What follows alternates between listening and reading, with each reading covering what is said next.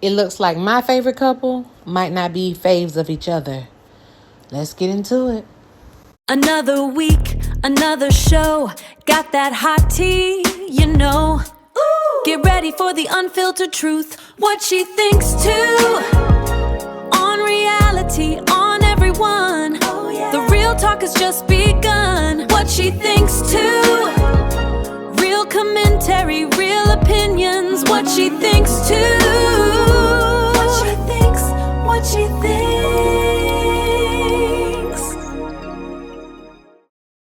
Hey y'all, hey, it's your girl Marquetta Shanae, and welcome back to another episode of What She Thinks Too. Listen, I'm glad that you are here. Make sure you like the video, share, subscribe, comment. Let's get some interaction going, y'all. Let's get some interaction going. Tell me what y'all think about, hey, you can tell me what you think about the review. You can tell me what you think about the show, but let's get some interaction going. Now, today, how I'm going to do this recap, I'm just going to merge the two, episode 5 and episode 6 together because it was a seamless flow. So, we are still on the honeymoon. We see different dates taking place. We see vulnerabilities being shown. We see some walls up. We see some arguments. We see some, well, we don't see the love making, but we hear about it. All the things. So we are still in the honeymoon phase or on the honeymoon. Let me say not phase, because again, on the last review I did, I said, the honeymoon phase, we know that is usually when everything is going so sweet and so beautiful. For some people, it is. But for others, baby, it's bringing out black cats. And if you know what I mean, you know what I mean. But if not, just stick with me. So, like I said, we see certain dates taking place and certain conversations. We have Kate and Devin, and they are having Caitlin and Devin. I got Kate, honey, at this point. They're having a conversation. They're expressing how she's independent, right? They had talked about previously the night before about going to the gym, working out together and all the things. But she got up when the alarm went off and went to the gym without him. And so he woke up at 8:30 and she was already at the gym. I don't know how y'all feel about that, because if she, from how he said it, right? He was like, the alarm went off, she got up. So do you all think that she should have, woken him up like, hey, we agreed to go to the gym together. Are you going? Or is it because, hey, you didn't get up when the alarm went off and I did, so I'm going to go ahead and go to the gym and leave you behind? Now, I do feel as though in this phase of it, she could have tapped him and said, hey, I'm getting ready to go to the gym. You still want to go? I do think that could have gone that way. But like she said, this is not how she usually operates and how she usually maneuvers. And you can see, I'm going to call her the Lone Ranger, that she prefers having a relationship where she's not smothered. And even though Devin is that loving and quality time and physical touch, like he all of the love languages, and some of us are, and that's fine. But you can tell that she's not necessarily in tune with that as far as the relationship goes. At some point in the episode, she talks, they were on a beautiful date at the, I'm not going to call it a waterfall, but it was like a jumping cliff. And they were, exploring the, well, it wasn't really the resort at this point. They looked like they was on some type of excursion. And they're having fruits and champagne and conversation. And she says, you ever heard about the black cat and golden retriever theory? And she talked about how she's, her friends, she said her friends say, but it's clear that she agrees. And she probably says too, hey, I'm the black cat. And with the black cat, you have to earn me. Whereas a golden retriever is so faithful to its owner. The golden retriever is always wanting to be up under the owner, will do anything for the owner, so on and so forth. And he's like, yeah, I'm definitely the golden retriever. Now, it is day 4/6 right? In between that time period. And I don't know if you all watch Love Island, but it puts me in the mind frame of that, right? Only because you're in the space with the person for so many hours a day, 24 hours a day, basically, up until they got to the point where they began to commingle with the other couples. And so he's already feeling like, I've poured out. I have poured out so much, I don't have no much to give. That I don't have anything else to give. And when he said that, I was kind of like, you poured out everything, and you know what I'm saying, this short period of time. You know what I'm saying? So that in itself is a little alarming. And like I said, Devin and Caitlyn have been my favorite couple because it just seemed so pure and so genuine and so right. You know what I'm saying? From their initial wedding and their reception. But seeing this and then hearing him speak, I'm like, okay, does he have, I need to kind of dig deeper and go back. Are you used to this? You can tell kind of, I'll say this. You can tell that he is used to this smothering type of love, right?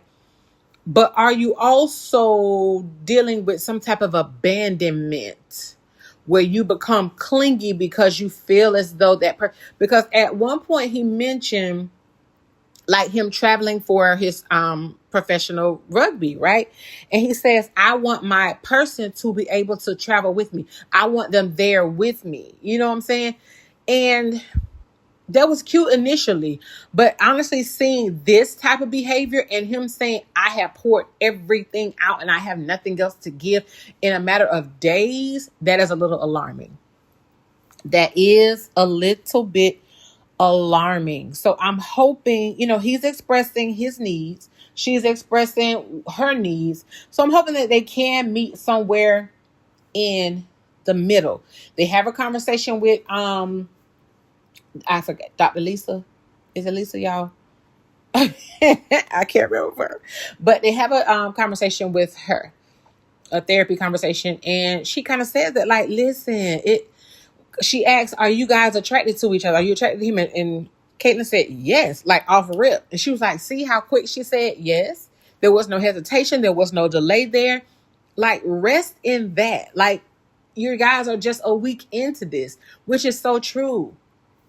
But like I said, it put me in the mind frame of Love Island a little bit in terms of that period of time from the wedding to the end of the honeymoon where they move in.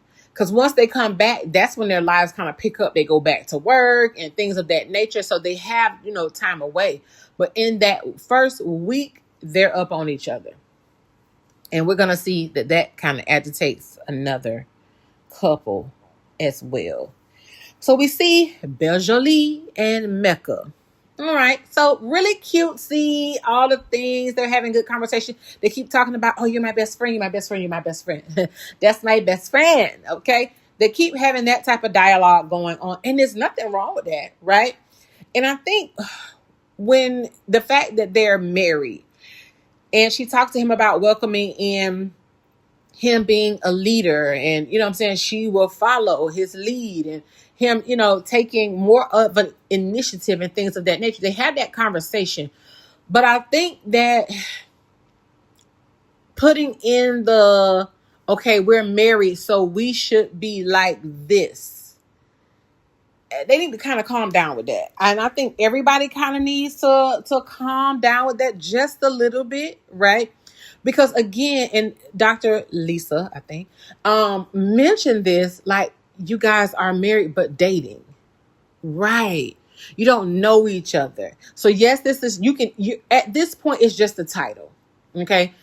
Honestly speaking, at this point, it is just a title. You're the husband, you're the wife, but you guys don't know each other. You're dating, you're finding out about each other. You're having the conversation, you're having the dialogue, you're having the arguments, the trials and tribulations or whatever that are coming up right now. You're having all of those things right now. Honestly speaking, the husband and wife is just the title. You're not acting and performing in, I know husband and wife is not performative, but hear me here.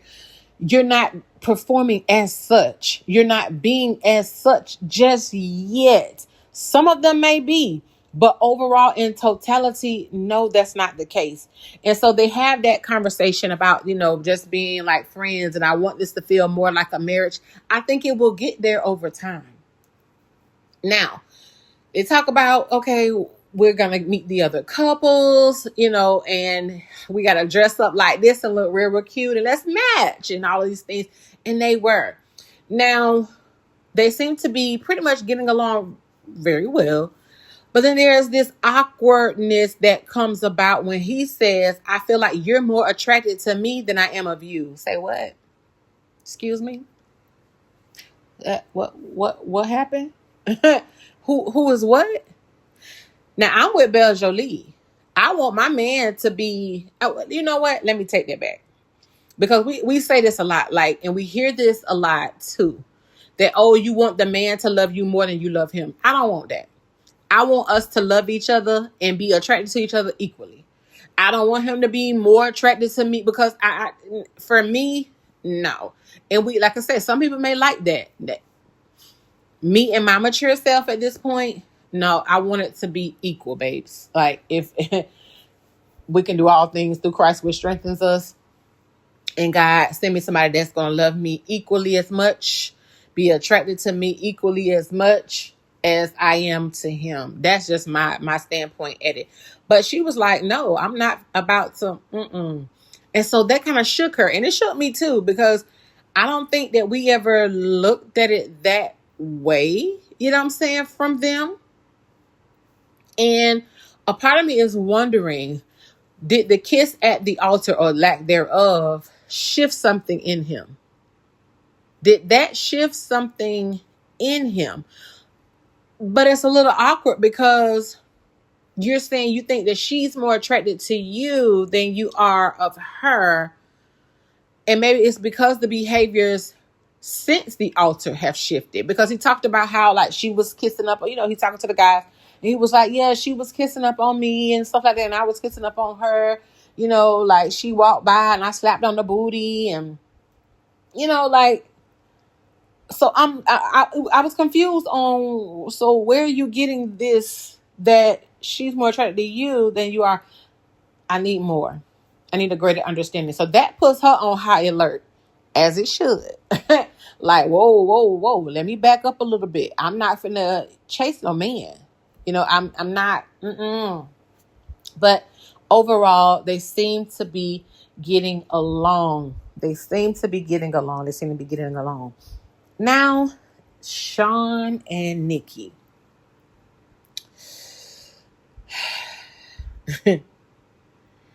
This is a roller coaster for real. This is a roller coaster for real.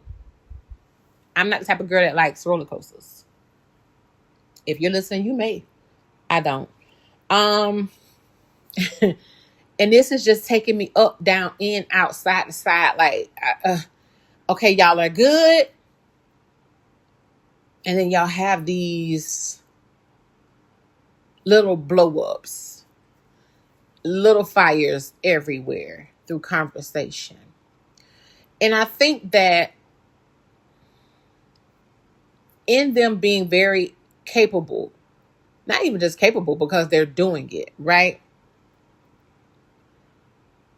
There's a level of emotional intelligence that's coming off both of them that's like dueling. And if you remember from the first part where the matchmakers were talking, they kind of said that they may clash because they are so similar in that way. It's almost like they may clash because one is trying to outdo the other type thing. I'm going to outsmart you here with my intellect. I'm going to outsmart you here with my intellect. I'm going to outsmart you with my emotional intelligence. I'm going to outsmart you with my... It's giving that vibe. And Nikki made a point to say, it's feeling more interview-like than it is natural. I feel like I'm on trial. Am I with the debate team? What is going on? Right? There was one part where he asked her, how did you grow? Because she was like, I've grown a lot. He was like, okay, give me an example of how you've grown. And so she said, okay, I was dating this guy. I'm a very clean person. He was not. My old self would be like, oh, this relationship is done. I can't do this. She said, but now I realize, okay, well, it's okay to have a conversation with him and speak what you're feeling, and then allow him to make the necessary changes. She said, he can't read my mind, right? And Sean was like, that doesn't tell me how you've grown, but it told me how she's grown. She's saying, I'm no longer passive aggressive. I'm more vocal, whereas before I wasn't, right? I was more reactionary than I did express. So I guess what he wanted her to say was what I'm saying now. Like, I used to be passive aggressive, but I'm no longer that way. I'm more communicative when it comes to my feelings and my emotions. I open up and I allow the man to understand. Well, I guess that's how he wanted it worded, but that's basically what she said. She displayed, hey, this is what I used to do, and this is how I now operate, right? And so he got mad with that, and he was just like, that's not an example. And she was like, what? And he kind of got a little that authoritative type of vocabulary and characteristic began to come out yet again. And it's just like, bruh, hold on, calm down. Now, what I would have said to him, if I would have been like, okay, tell me what you heard me say. Because there's some point that they had a conversation and he asked her that, well, tell me what you heard me say. She should have said it to him at that moment. Tell me what you heard me say. Because I want to see where the disconnect is as to why you're not understanding what I mean about I've grown in this situation. So the episode with them and the scenes with them is about that communication. And they both admitted, hey, we have different communication styles. And he's like, yeah, we do. And, I'm willing to make adjustments and grow to love you and all of the things. But the ways in which you are doing it is very off-putting. It is very off-putting, right? And I don't think some of us aren't used to a man being this vocal and expressing themselves in this manner, right? We're used to, some of us are used to guys who are more reserved. You don't know what they're feeling and what they're thinking, so on and so forth. But Sean is very open. He's very willing to communicate his feelings and emotions. It's just the how. I don't mind you saying how you feel, what you think, so on and so forth. But your delivery, I'm really, really big. People who know me personally, they know I'm really, really big when it comes to tone. Who you talking to? That the tone is going to determine if I'm going to continue to listen or if I'm going to check out. Point blank, period. If I'm going to listen or if I am going to check out. And there's a lot of checking. Well, I won't say a lot of checking out. She has checked out a few times. Like when she asked him in the episode, hey, can you sleep on the couch? Like, I don't want to talk about this. I'm not feeling this right now. Can you go sleep on the couch? And he obliged. And they had a conversation the next day, in reference to, and she was like, I appreciate you allowing me the space. And so on and so forth. So I like the fact that they're able to have these conversations. It's just how the conversations are going and flowing, right? That's kind of like where they're bumping heads. So we'll see, y'all. Cam and Michelle. So they have a conversation and some dialogue in reference to her fibroids and a timeline as far as like children go. And she, expresses, well, within a year of me, being married. And he says, oh, well, I kind of want to wait a little bit longer. He does express, that he does not live in Seattle, for his job and so forth. And you see, there's a little bit of like hesitation that comes from her, but because she says, I feel like family is important, especially when kids are involved, right? Because children are a lot of work and sometimes you need that family help and so on and so forth. But in that conversation, I love how he was willing when she talked about the fibroids and how hey, I have to have surgery, and with surgery, I can't, we can't have kids for a year. So he said, well, I'm open to adopting, right? So I think that also kind of took some, hopefully, because I'm not her, I can't say that it did. Hopefully that took some of the pressure off of her to be the one producing a child, even though I know that clearly her freezing her eggs, she does definitely want to have children, and she expressed that as well. And I see a part of him in that flight mode. And he mentions it. Like, it does make me want to just like up and run a little bit in regards to how things are going and flowing, because he's never been in a long-term relationship past 6 months. So you can see that festering in him a little bit. So prayerfully, that can ease. He can allow that wall and whatever that is, that healing to take place in him, so that that's not a reaction that he displays in their relationship. Then we have Adam and Marissa. Listen, Adam and Marissa is shocking all the people, because they're the one couple that we said, many of us said initially, like, oh no, he ain't gonna like her, this not gonna work. To where they are really vibing, y'all, and getting along. We know that they have been intimate. They have their conversation and their dinner when they go back home after the honeymoon, and she's at his home. And when they went on a little tour, I was like, Adam, you had like, I don't know what I was thinking, y'all. Y'all drop it in the comments and tell me what y'all was thinking when they was sitting out on the dock, him and Paul Brunson, right? And they were having the conversation, and he had to call that lady. To me, my mind, because when he was like, I make good money, I don't know what I thought the lake house was going to look like. I don't know what, I do know. I knew it wasn't, my thoughts wasn't what I saw. Okay.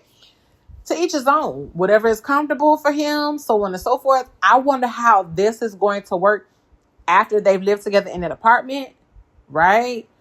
How this is going to intertwine once they move out of that apartment and have to merge their lives together, because he's really attached to that place.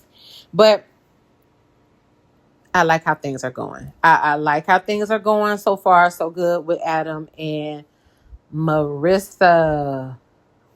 Yeah. Then we have Felipe and Tori. And they're having the conversation about cheating and things that have happened and things that have taken place. Felipe, like I said in my last review, I don't know, I got my eye on you. I got my eye on you. And Tori got her eye on you too. Okay. Yeah. I'm just going to leave it right there. I'm paying attention. I got my eyes on you. So, like I said, we are seeing vulnerability take place. We are seeing these conversations happen. We're seeing emotional connections build. We're seeing some walls. Hopefully those walls do come down, and that they can begin to shift into a more intentional place and space. And Nick and Cameron. No, Nick and Courtney. I'm so sorry. Nick and Courtney. Yeah, it's giving boring. I don't know that they really like each other. I don't know that they really like each other. I watched Courtney light up when she was over there talking to Felipe, and she even kind of comparison is a thief of joy, right? And the fact she was like, oh, because Felipe this, and she even said it to Tori. I'm like, girl, hold on now. You and Felipe, he just lights up, and how he da. But Tori know all that about her man. Okay, so let's not compare your man to mine, because that's not going to help your situation, because they're two different people. And so seeing them kind of, have that dialogue, and I understand what Courtney is saying, but honestly speaking, she's giving me boring too. Like, okay, he's giving boring, but you're giving boring too. If you have all of this personality and all these things, I'm not really seeing that come out from her either. I'm not really seeing much of that. Like, she was like, oh, you should have pushed me in the pool. You should have pushed him in the pool. Because when she said, this is the thing, right? So she was like, oh, I should have pushed him in the pool. She said, oh, but I don't know if he would have been mad if I pushed him in the pool. Okay, well, he could have been thinking the same thing. Like, you know what? I should push her in the pool. But you know what? I don't know if she's going to be mad if I... And then you're still getting to know. You're still... I don't want nobody just pushing me in no pool, and they don't know me, and they don't know if that's okay. So it's like certain things that she's thinking about, like, girl, no. Now, I do get The portion in reference to when she was like him not being able to open stuff, fix stuff, like we talked about that already. I get that a little bit right there, in reference to preference. But sweetie, yeah, calm down a little bit. So listen, y'all drop it in the comments. Tell me what you thought about this episode, what you think about the couple so far. Who was your favorite? Is your favorite still your favorite or not? And I'll see y'all next time. Love y'all. Bye.